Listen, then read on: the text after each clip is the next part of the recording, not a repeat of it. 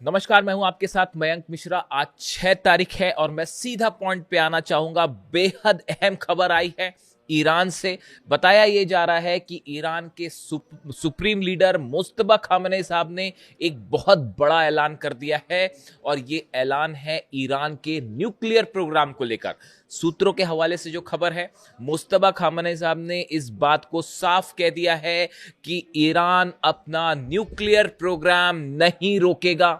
Iran America के साथ nuclear programme को लेकर कोई बातचीत नहीं करेगा। ईरान अमेरिका के साथ न्यूक्लियर मुद्दे पर कोई डील नहीं करेगा। अब देखिए, ये फिर से एक संयोग है। मैंने 2 दिन पहले ही जो वीडियो था, आप उस वीडियो को देखे, मैंने उसमें ये बात कही थी कि अब जो हालात हैं उसमें ईरान न्यूक्लियर मुद्दे पर कोई बातचीत नहीं करेगा। कई लोग मुझसे सवाल कर रहे थे कि ये ओमान और ईरान की जो बातचीत हो रही है, क्या डील हो जाएगी? देखिए, ये कोई डील नहीं है, इस बात को समझिए। ईरान ने ओमान के साथ मिलकर हॉर्मूज को लेकर अपने नियम, अपनी शर्तों के मुताबिक कुछ नियम बनाए हैं, जिसमें अमेरिका का कोई रोल नहीं है, जिसमें डोनाल्ड ट्रंप को शामिल नहीं किया गया है। आप तमाम एनालिसिस कर लीजिए इसका, आपको एक बात निकल के मिल जाएगी कि ईरान हॉर्मूज में जो कुछ कर रहा है अपनी शर्तों पर कर रहा है। ये कोई अमेरिका के साथ डील नहीं है और इसको डील या समझौता कहना बिल्कुल गलत होगा।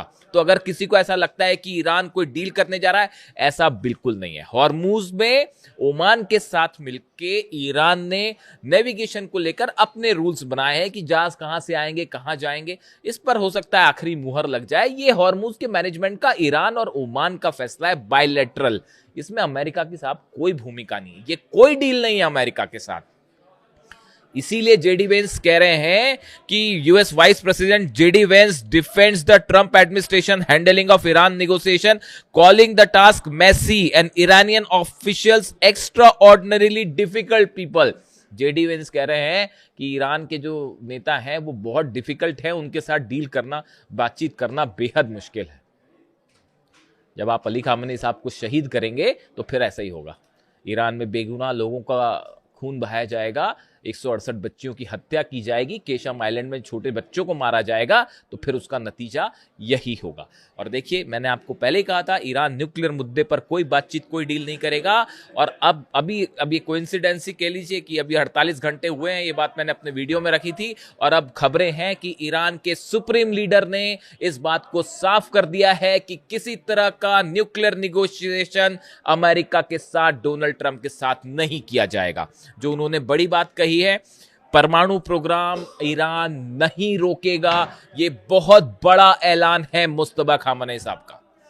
इस ऐलान ने बहुत सारी चीजों को हरी झंडी दे दी है। आप समझ रहे हैं मैं कहना चाह रहा हूं, क्या कहना चाह रहा हूं? बहुत सारे प्रोग्राम्स को हरी झंडी दे दी गई है। इसके साथ उन्होंने ये कहा, अमेरिका के साथ दबाव में किसी तरह की कोई बातचीत या डील नहीं की जाएगी। ये साफ ऐलान कर दिया गया है कि अमेरिका के साथ कोई दबाव नहीं चलेगा, अमेरिका का किसी तरह का कोई दबाव में कोई डील, कोई बातचीत नहीं की जाएगी। दूसरा बड़ा ऐलान है मुस्तफा खamenei साहब का। तीसरा, ईरान की सेना हर हमले का करारा जवाब देगी। बताया जा रहा है उन्होंने आईआरजीसी सेना को, सुप्रीम सिक्योरिटी काउंसिल के सदस्यों को यह बात साफ कर दी है कि ईरान पर अगर कोई भी हमला होता है तो बिना देर किए उसका करारा जवाब दिया जाए। अगर ईरान के एनर्जी स्टेशंस पर हमले होते हैं, ऑयल स्टेशंस पर हमले होते हैं, तो उसका फौरन और उससे बड़ा जवाब दिया जाए। इसके साथ ही जो मेरे पास सोर्सेज हैं उसके मुताबिक ये खबरें हैं कि ईरान के डिफेंस इंडस्ट्री से जुड़े जितनी उद्योग हैं, खास तौर पर जो हथियार बना रहे हैं, मिसाइल्स बना रहे हैं, ड्रोन्स बना रहे हैं, एम्यूनिशन बना रहे हैं, इनका प्रोडक्शन तेजी से आगे बढ़ाने के आदेश दे दिए गए हैं।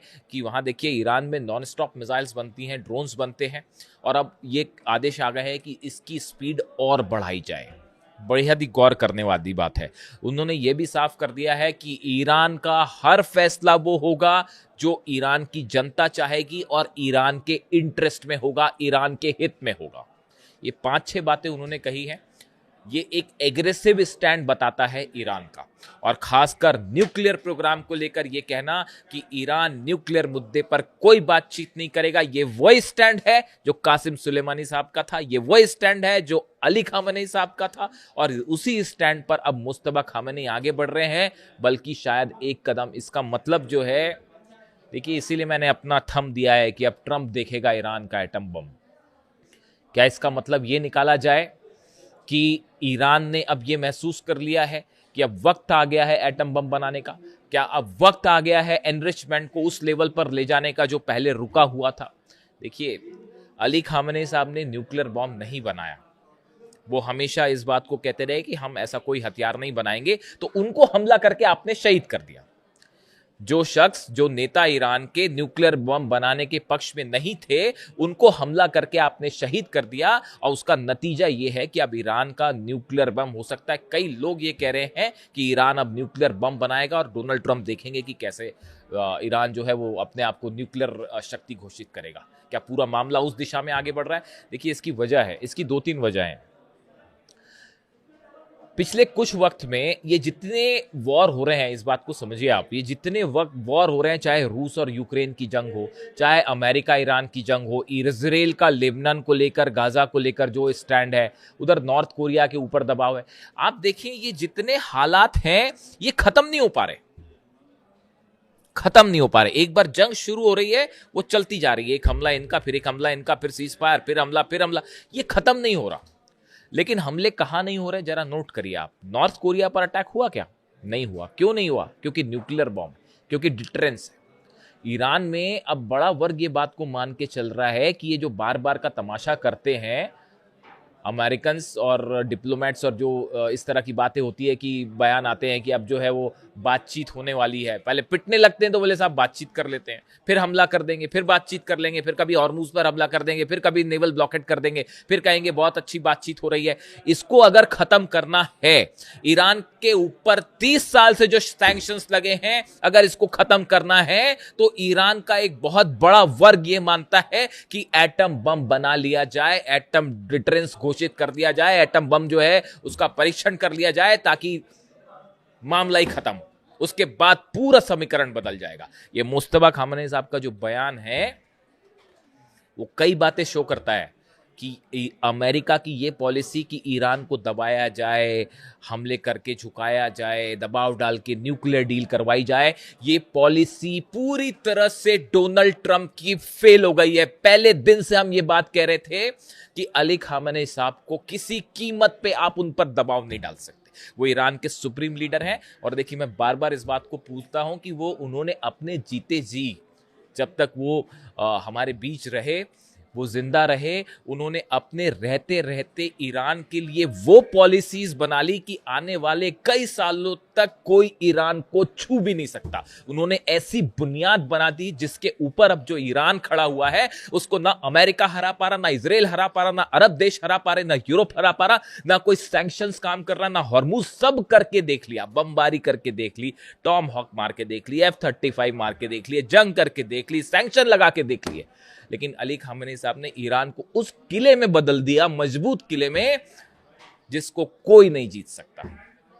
ये योगदान है इतिहास में अली खामेनी साहब का, जो हमेशा याद रखा जाएगा।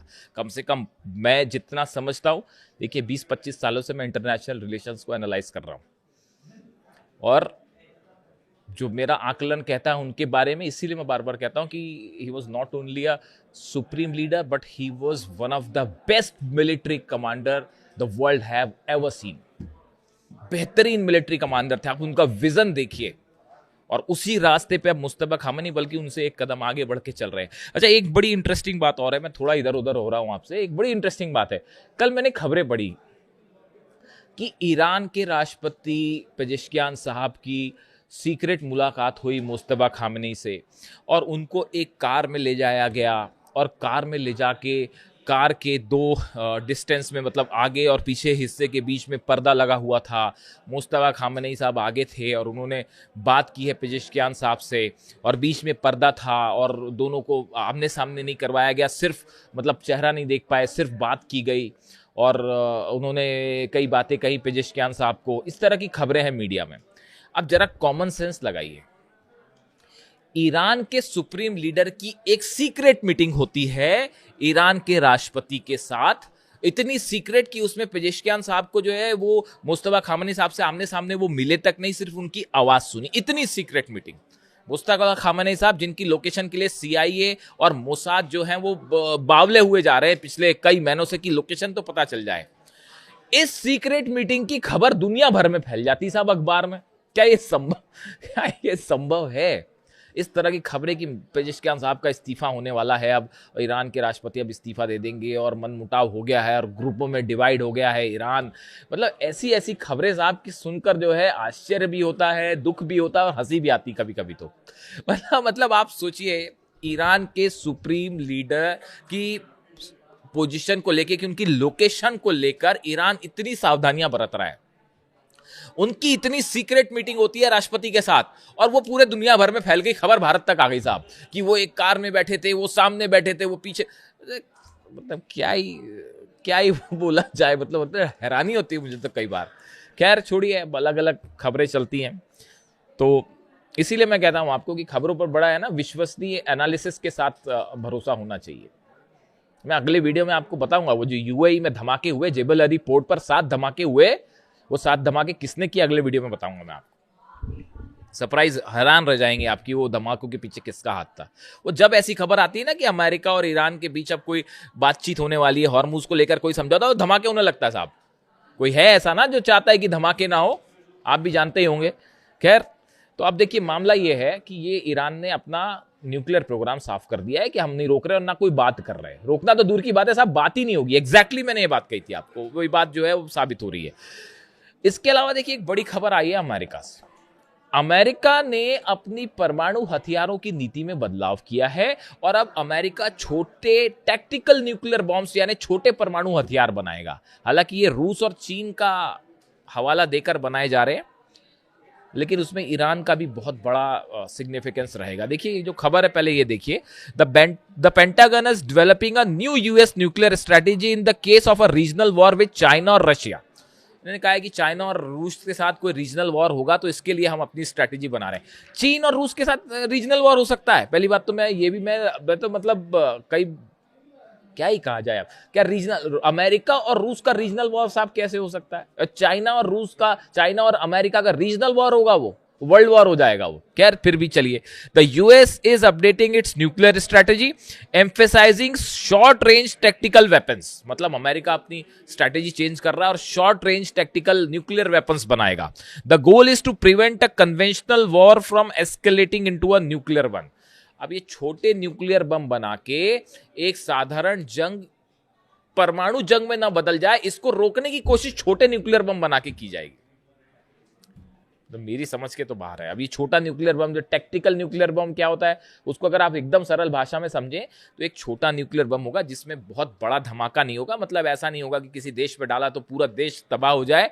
एक छोटे लिमिटेड हिस्से में न्यूक्लियर बम से धमाका होगा और इसमें यूरेनियम का भी इस्तेमाल होता है बम में, और एक लिमिटेड एरिया में उसका रेडिएशन होगा। लेकिन साहब रेडिएशन तो होगा, समझ रहे हो आप? मतलब आप ये एक ऐसी बात कर रहे हैं, आप इसका इस्तेमाल करने का कोई सवाल ही नहीं उठता। आप छोटा न्यूक्लियर बम फोड़ें चाहे बड़ा न्यूक्लियर बम फोड़ें, उसका नतीजा वर्ल्ड वॉर होगा। और मिनट्स भी नहीं लगेंगे कि नॉर्थ कोरिया से जो है मिसाइल दाग दी जाएंगी, रूस से मिसाइल दाग दी जाएगी, चीन से मिसाइल दाग दी जाएगी। This is just a failure policy. ये आप इस तरह की बात करना कि हम छोटे न्यूक्लियर बम बनाएंगे और इससे कोई बड़ी जंग रोक देंगे, आप छोटा बड़ा कुछ भी करिए, आपने अगर न्यूक्लियर बटन दबाया, सामने वाला देश रूस, पुतिन नहीं वेट करने वाले, ना जो है वो चाइना वेट करेगा, ना नॉर्थ कोरिया वेट करेगा। पता नहीं दुनिया में क्या क्या हो जाएगा। तो मेरे हिसाब से तो ये पॉलिसी अजीबोगरीब है बहुत ज्यादा। लेकिन जिसने भी अब जो सोच रहा है इस पर, तो फिलहाल अमेरिका इस पर काम कर रहा है। इसके बाद ये सवाल उठने लगे अचानक कि क्या ईरान के लिए ये बनाया जा रहा है? तो ईरान पर आप न्यूक्लियर बम फेंकेंगे तो ईरान क्या करेगा फिर? उस दौरान ईरान क्या करेगा उस समय? ईरान जवाब देगा ना उसका। तो फिर इजराइल का आप जो है वो न्यूक्लियर स्टेशन जितने हैं वो कैसे बचेंगे? आप भी सोचिए जरा, अरब के ठिकाने कैसे बचेंगे? तो ये इसका पता नहीं मुझे क्या है इसका कैलकुलेशन, डिफेंस एक्सपर्ट ही बेहतर बताएं। लेकिन खबर तो खबर है, ये है मामला कि अब अमेरिका छोटे न्यूक्लियर हथियार बनाएगा। देखिए अब ये मामला जो है वो एक ऐसी जंग की तरफ बढ़ रहा है जिसका कोई हल नहीं है। इसका हल एक ही है कि अमेरिका, डोनाल्ड ट्रंप अपनी हार स्वीकार करें और हॉर्मुज छोड़ के निकल जाएं, अरब बेसिस खाली करें। यही ईरान चाह रहा है कि भाई आप भी शांति से रहो, हम भी शांति से रहो, हमारे मामले में आप मत दखल दीजिए, हमारे मामले में ये न्यूक्लियर बम, ये बात जो है बिल्कुल स्वीकार करने लायक ही नहीं है कि ईरान न्यूक्लियर बम बना के उसका इस्तेमाल कर देगा। अरे इस्तेमाल कर देगा तो आज का ये जमाना है ही नहीं ऐसा भाई साहब कि अगर कोई देश न्यूक्लियर बम का इस्तेमाल करे तो वर्ल्ड वॉर ना हो, सब कुछ खत्म हो जाएगा। अब ऐसा थोड़ी कि रेडिएशन जो है अगर होगा मान लो तो रेडिएशन ये देखेगा कि नहीं मैं सऊदी की जो है वो लैंड में नहीं घुसूंगा, रेडिएशन मैं उसमें या यूएई में नहीं करूंगा, या जॉर्डन में नहीं करूंगा, या इजराइल में नहीं करूंगा, या ईरान में नहीं करूंगा। रेडिएशन रेडिएशन होता है, किसी भी तरह का रेडिएशन रूस भी खत्म कर देगा, यूरोप भी खत्म कर देगा, अरब भी खत्म कर देगा, इसराइल भी खत्म हो जाएगा। यहां पर न्यूक्लियर धमाके वाली कोई संभावना ही नहीं है।